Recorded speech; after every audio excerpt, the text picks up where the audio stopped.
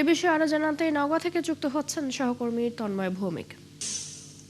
তন্ময়, জানাজা কখন শুরু হবে এবং মরদেহগুলো কখন পরিবারের কাছে হস্তান্তর করা হবে, জানাবেন সেখানকার পরিস্থিতি।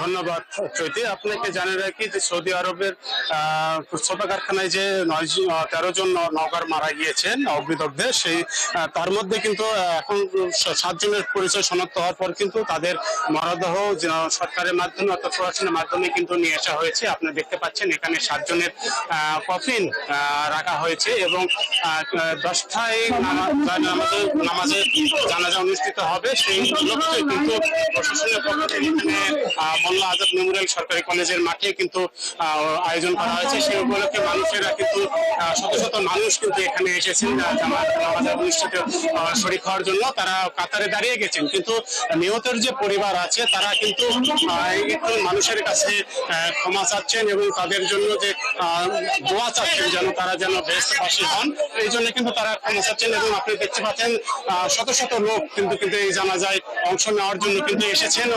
হাজার হাজার শত শত মুসল্লিরা, আপনি দেখতে পাচ্ছেন যে এই কফিনে কিন্তু এই যে রেমিটেন্স যোদ্ধারা 7 জন কিন্তু এখন পর্যন্ত এখানে রাখা হয়েছে।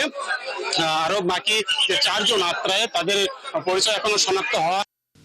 তন্ময়, শুনছিলাম আমরা আপনার কাছ থেকে, নিশ্চয়ই পরবর্তীতে আবারও যুক্ত হব। দর্শক, আমাদের সাথে নওগাঁ থেকে ছিলেন এতক্ষণ সহকর্মী তন্ময় ভৌমিক।